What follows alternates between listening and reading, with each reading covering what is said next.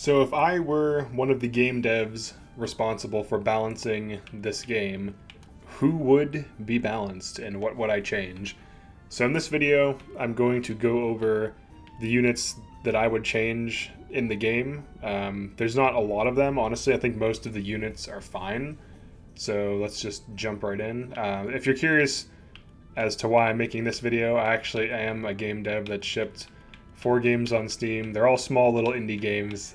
You wouldn't have heard of them. They're not anything crazy, but I will go over this. Okay, all right. So who would be balanced and why? So there's one character I would nerf, only one, and it would be Quahog. I would nerf at least 2 of his abilities. Actually, I would do a few things. First, I would get rid of this. I would remove this from his kit. Distorted space-time. Or, I'm sorry, distorted space. He already has warp space, which allows him to teleport an ally at range. The range is 0 to 6. He can teleport himself, which is also just very weird. Like, because, Hasabara can't catapult herself, but Quahog can teleport himself, so... And it's cheaper, and it's not a weapon skill. But he needs 1 teleport. He has too many. He has 1 too many. I would remove distorted space. I would also nerf warped space. I would make it cost 3 TP, and then I think that's fine. And then for his other abilities, I would probably leave the first 3 alone, like in due course, turn back time, time compression, because in due course is kind of like random and inconsistent. It can deal AoE damage for 1 TP, but you have to wait for the enemy to take their turn. It's not the worst thing. It's definitely not the best thing. It's just okay. And then for warped space, I would make this cost 3 TP. Stop time, I would completely change this. This is one of the most broken skills in the game. It's so easy to exploit. I would change this to hit up to 5 enemies. It still costs 3 TP, and what it would do is it would just make them all lose 1 turn. That's it. So it has a range of 0 to 6, so he can cast it at range. It has a plus shape, so the most it can hit is 5 enemies. They all just lose 1 turn, 3 TP, that's it. The current thing is ridiculous. It's annoying to use because you have to wait for every single unit to pass turns, and if you spam it, you have to wait for every single unit to pass turns for the entire game. So instead of units dying and there being fewer turns occurring, you're just waiting for the entire roster, including your own team, to just constantly pass turns, and it's just not fun to use. And when you do use it, it's just cheap and broken. So I would completely rework this to be like a more practical skill that's more of like a 1-turn crowd control. I think that would be fine.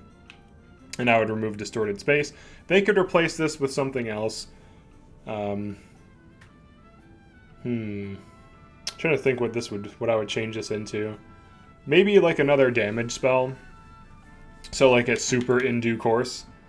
So he could have a thing where it puts it on an enemy and in 2 turns it blows up and it costs like 2 TP and it does much more damage and has a larger radius. Or maybe it's like a super in due course. I'm trying to think of like what would be interesting, because like now that stop time is no longer broken, and then if we change this into something else, he could like just nerfing stop time bumps him down to like normal S tier instead of S plus. He still has the reverse space-time thing, but I'm going to get to that in a second. For distorted space, okay, so he's all about time and space for whatever reason. So maybe he can just like now, or like 2-fold turn something, I guess, for like 4 TP. I think that would be fine, especially if it was 4. If it was 3, it's like he's encroaching on Benedict's territory, but if he could do like a 2-fold turn and it costs him 4 TP, that would be fine. And then for reverse space-time, I don't even know what I would change this to. I mean, you could probably keep it the same, but just get rid of the TP refilling. And I think that would fix it. And then it wouldn't be... Because the thing is, with Julio, he just resets it, and you can just keep spamming it. And you can just go to town, use all of your 4 or 5 TP weapon skills, nuke enemies to hell, and then reverse space-time everyone, heal them all, reset all of their TP, and then Julio... inheritors Quahog, and you can infinitely do this. So I would change this so it doesn't refill the TP. Or if it does, it just restores 1 TP. I think that would be fine. But that's how I would nerf Quahog. And most of it's like a rework, so he'd still probably just be like an A+ or an S tier. And then for the other units I would change, these would be for buffs and reworks. Let's start with Giovanna. So one thing I don't like about Giovanna is how random her kit is. Her basic abilities, like Rock Toss, I just don't understand it. I don't know why you would use this, because you have to use TP to throw a rock, but I can just throw an Elemental Stone, and provided I'm on New Game Plus, which I probably am, that's just way better.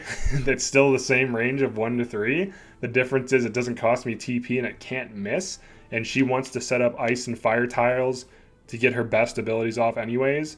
So it's like, why would I use Rock Toss ever? I would just rather throw a large ranged ice stone to set up Gelid barrages and then conserve TP to then Gelid barrage. It just doesn't make sense to use Rock Toss. Trekking for TP is fine. It can be a little annoying to play around, but it's something. Like, at least she can manage TP. Ivy Beam needs to have more conditions. Grass and Wheatfield are on like 20% of the maps or fewer. There are a lot of maps that have what is called flatlands, which has grass on it, but you can't use Ivy Beam. So the conditions need to be grass, Wheatfield, dirt, mud, flatlands, anything that is like dirt or grass or mud. This should work on.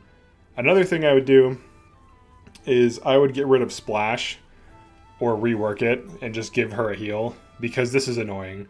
Needing to be in water. Well, first of all, it's a single target heal that heals for less than every other healer's basic heal, especially heals that cost 1 TP. This thing costs what's, like, if you look at Narv even, let's look at Narv and his happy-go-lucky attitude. Look at Narv. He has Sanctuary. It heals for more, and it hits up to 5 allies, and he can do it at range. Well, she can do her thing at range, but he can hit up to 5 allies with this. He can AoE heal at range all the time for 2 TP. What can she do? She can single target heal for less when standing in water. That's terrible. Like, just give this one to her. Remove conditions from it, just give her a heal. And just, I mean, if it's going to be conditional, it better be good, right? Like, the whole thing about her kit, like, Ivy Beam actually is good, but it's too conditional, because it has a chance to immobilize and it does decent damage. Like, this is pretty good. Like, 1 to 6 range ability, 250 magic damage, immobilize for 2 TP. That's pretty good. But the conditions are terrible. Like, you can never do it. This is like one of her best abilities, but you can never use it because it's so map dependent.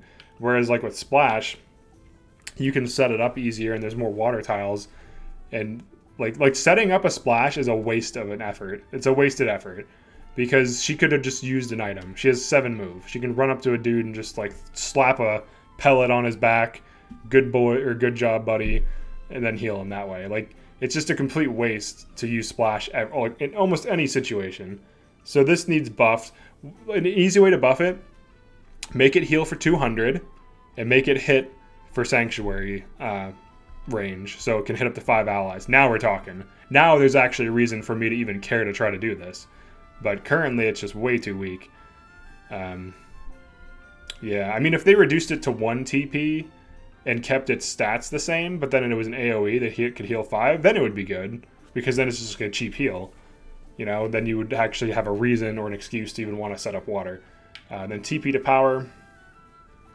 This is okay. It just gives you a little bit of magic attack and strength based on your TP. It's okay, you know, it's nothing wrong with it. Scorched Earth is basically just bad Gelid barrage. Because, like, look at the conditions. Deep snow or frozen.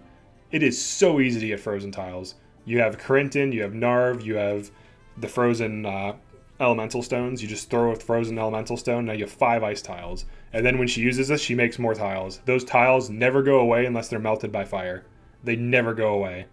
Compare that to fire, which, best case scenario, you set something flammable on fire, and it's on fire for X amount of turns, and then it extinguishes.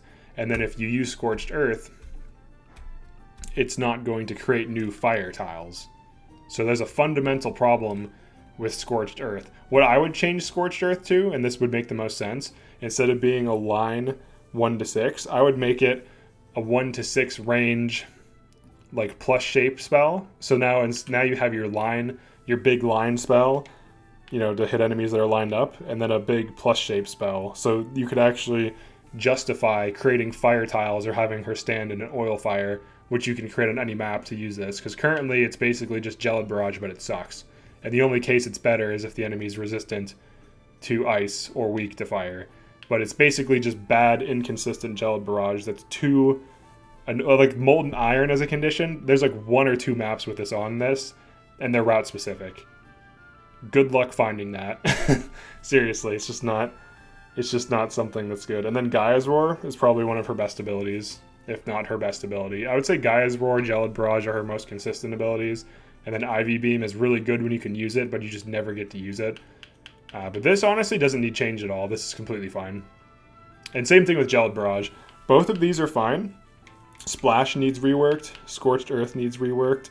Ivy Beam needs more, like any type of dirt or grass tile. And now we're talking, because now there's like way more, even like frozen ground. Like if it's like snow, because there's dirt underneath that, let her do it. Because the stupid thing is, if there's snowy grass, and she's standing in snowy grass, it'll let her do it.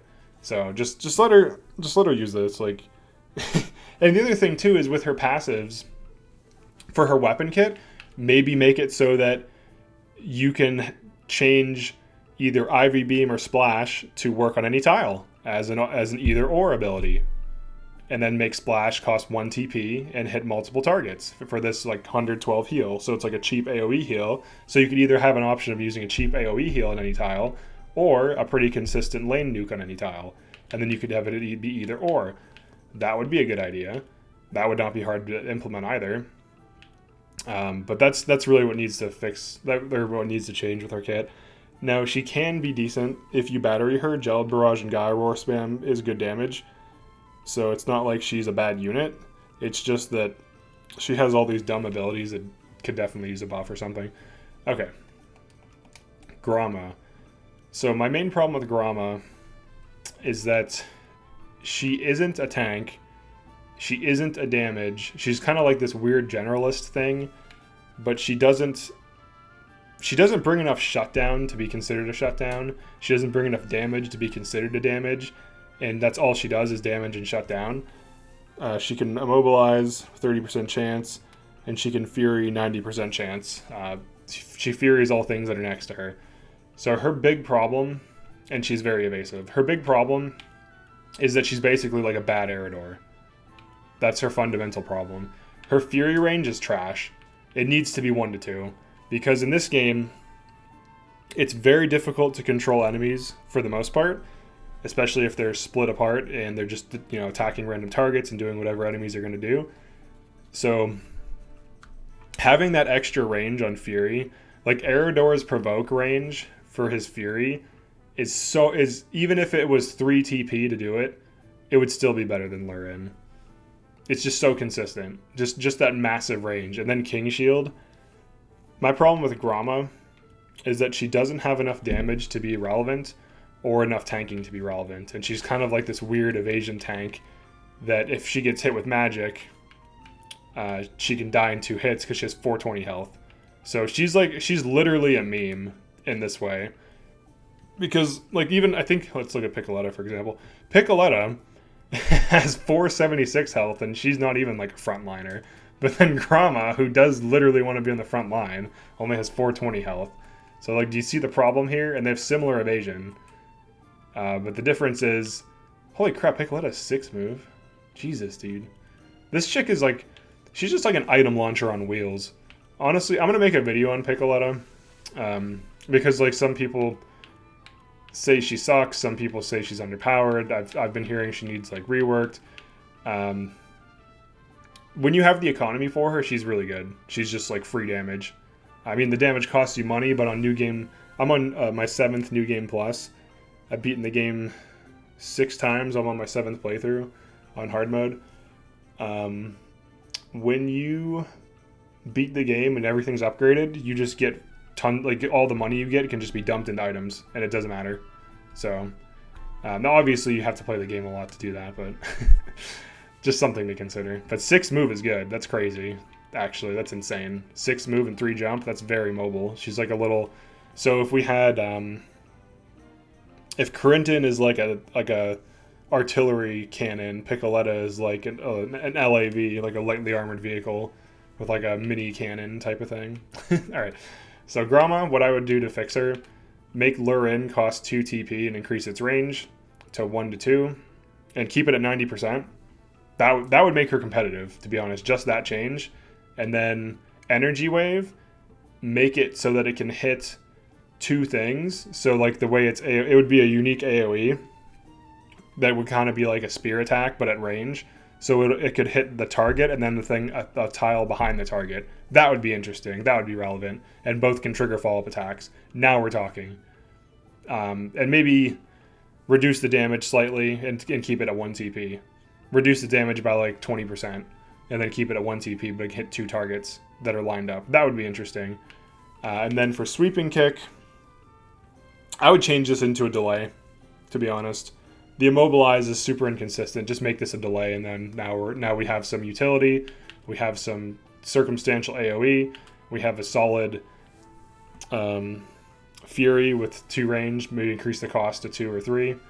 And then Skyward Fist, I would reduce the cost to 3. It's nice to do, but it can be inconsistent. The other thing too, increase the height. Make the height infinite. Make it 99 height. Make it so that she can she can Shoryuken anyone as high as they are. 10. Because nothing is more annoying when you're like, oh yeah, Skyward Fist, I'm gonna uppercut a dude on high ground, and they're like 11 height, and it's like, come on, man. Can we just uppercut the guy? Is there really a reason? Like, it's called Skyward Fist. We can't uppercut a guy that's 11 height. This needs infinite height. Costs like 3 TP. But yeah, that's what I would change with her. Everything else is fine. Okay, and then the other character, 2 other characters I would change. Trish and Travis. I don't know how we got all the way back over here. All right, so for Travis, reduce the damage on Heavy Smash to, I don't know, like right now it's at 385. I would reduce it to like 290 and then get rid of the charge. And then what else? That's it. Just do that. Now he's good. That's all you need to do. Super simple. Reduce the damage a little bit, get rid of the charge. Now you've got a big AoE guy that can also AoE delay and single target spike, and he would be good because he has steal back. That's all I would do to him. Just because it's stupid. It doesn't even make sense. He's holding a hammer up. What? Huh? For like a whole turn, he's just like he's like charging up like a Super Saiyan. Like, just make that instant. Reduce the damage a bit, make it instant. Now we're talking. All right, Trish. Get rid of this crap. Three things need drastically. All right, first of all, leap needs to be like moon jump. You use it and then you can act again. That's what I would do for that. Flaming arrow is fine. It's like her only good ability aside from act again. Item gatherer. This is dumb. Why is this dumb? It's like for farming, but Lionel farms better. He gets 1k when he picks up items. So, how often are you going to be picking up spoils? Not often. Maybe, I don't know, 2 to 3 a game, if even. And that's assuming that the spoils are near where she's at. So picking them up on the way to shooting more enemies is stupid because she's an archer, and archers love high ground because of scaled damage, scaled accuracy, scaled range. And this thing called height tanking, where you take less damage, enemies have worse accuracy, and oftentimes can't even hit you if you're too high up. So having height on enemies reduces their accuracy and their range damage on you. So yeah, she shouldn't really be running and picking things up. That's like fundamental. Plundering shot, I don't even know. I mean, I guess this is fine. It's just so useless. It doesn't produce items that are worth anything, and it's just dumb. I would just change this to something else. Maybe if you shoot an enemy in the back, they take like an extra chip damage or something, and it could be called something like I don't know, sneaky shot, or I don't know, something along those lines. Where like if you kind of like how Roland has opportune attack, like if she shoots an enemy in the back, maybe backstabber. or something like that, where if she shoots an enemy in the back, they take extra chip damage crit. So they take like the basic attack damage plus like, I don't know, like 20 to 40 damage, and then it gets crit multiplier. That would be good. Now all of a sudden, because she has a short bow, so now she's interesting as a unit. You can position her behind things. Now she's back crits. Now she's like a short ranged archer that, you know, wants to act again back crit. Bullseye is terrible. I don't understand why this is a thing. Her accuracy is okay. You can put an accuracy thing on her and she shouldn't be missing. It's, you're spending 1 TP to deal less damage than your basic attack, and it just, I just don't get it. If you want to guarantee a guaranteed hit, throw a Firestone. It's guaranteed to hit. Range of 2 to 4. Here's how Bullseye could be good. Guaranteed to hit, range of 2 to 8. That's what I would do for Bullseye. Buff its damage a little bit. Range of 2 to 8. In its current form, I would never shoot this ever. There's no reason to. It's stupid. You get accuracy increase from height. You get accuracy increase from side attack. You get more accuracy increase from back attack. If you're using archers remotely optimally, she should be on high ground the entire time anyways. There's no need for this at all. Alright, no honor. I would get rid of all the stealing stuff and replace it with just like assassin crit. Like make her a bow assassin. This is just not needed. Act again.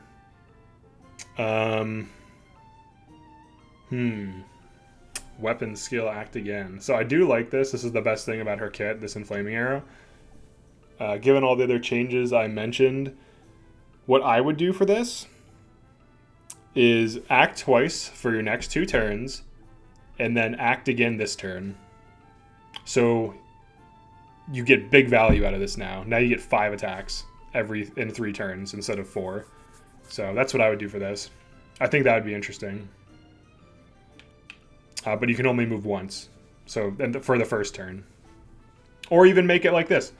Make it so that your next 3 turns you can attack twice, but you can only move once. So you basically get Anna's effect for 3 turns. I think that would be good, especially with like this crit idea, so that she needs to position herself before she commits, and then she can just get like tons of like lower damage back crits, kind of like an Anna but with a bow. That could be interesting. That could be fun. But those are the changes I would make to these units. For the units, for like a lot of the units, I don't think need touched at all. Pretty much the rest of the cast. I think everyone has like their place and their thing. Oh yeah, Hasabara, of course. She needs some. She needs something. I guess we should touch base on Hasabara. She does need some updating. Be Brave. Heals herself, range 1 to 2.